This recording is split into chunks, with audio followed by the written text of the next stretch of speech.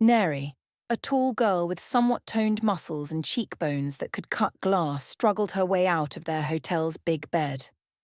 Squish, squish, squish. She frowned at her noisy outfit. It was so much worse at midnight. She'd forced Jun into the only matching set she'd been able to find, Jungle Book pajamas.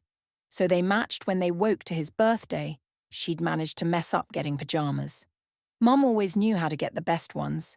She'd been thrust into the role of mum. She had no idea what she was doing because what did she know? But this here felt right. She liked the hotel room. It looked like it was made from stones gotten from a cave. Rustic was the term that came to mind. Pretty cool. And that was the much she loved about this should-be forsaken place. The hotel's main attraction was the animal farm where guests could pet, scrub, and be all gooey to friendly animals. Why did anyone want to be anywhere near those creatures? Anything. Non-human freaked her out, more in recent times. If Junior didn't know she loved him before, her proximity to those things was superb proof. Her baby brother was 14 today, and well on his way to being taller than she was. He wanted to be a vet, of all things to be in this life. So for his birthday, she'd brought him to Old McDonald's. Oh, it was a hit. So much so she'd been able to convince him to wear her lame pajamas. She pulled a tiny Paw Patrol cake out of the fridge and set it up on a stool in front of the bed. She hit the lights. Happy birthday! Jun sat up, his sleepy face a mix of annoyance and love. Nah, it's tradition. They're not here. We honor their memories. She couldn't help the bitterness that tainted her voice. He nodded. There's no candle to blow out.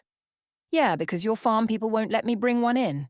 Not like one candle could kill all those creatures. He snickered. Paw Patrol, really. I like anime, not cartoons, Neri said. Sure, they're super different. It's animals, you like animals. He dragged himself to the front of the cake. Thanks, Ner. Sorry for... It's fine, she hugged him. Cut the cake and I'd give you your gift. Fine, he smiled. Do I have to do the spelling thing? Spell Paw Patrol. Lame. He sliced the cake down the middle. Happy birthday. Neri handed him a slim black case. What's this? He opened it. No way, Neri giggled. Way. He lifted the dagger. Neri, it's from Scene Part 2. See, it has Creed on the hand. Did you see this? She snorted. Yeah, I bought it. No way. He tested the edges. It's not sharp. Who's buying a sharp dagger for a kid? He hugged her. You rock. Right? She laughed. Okay, let's eat cake. Later that night, frigid air hit Neri's face. Ouch. The clicking sounds followed, and Neri jumped out of bed. Junior? She scanned the room. Junior was not in the room and the door to the patio stood open. She grabbed the gold amulet she'd put in the nightstand and ran out. Junior! She saw them. The wraiths just like before, some like to take the shape of animals. They floated down the well-lit stone garden. They were congregating. Stone cut into her bare feet as she ran after them. No, no, no, no, no, no! Junior! Please! I have only one person in this life. Please, I beg you, please! Jun! The congregation of swirling wraiths opened up like a deathly flower, and Jun stood in the middle. He could have been a very pale statue, but for his eyes they brimmed with fear. June, Neri whimpered. Stay away from him. She raised her amulet.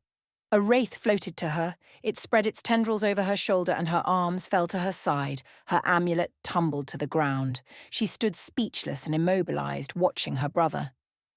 A wraith raised June's hand. In it was the biggest kitchen knife Neri had ever seen. It raised it to June's neck and hacked away. No!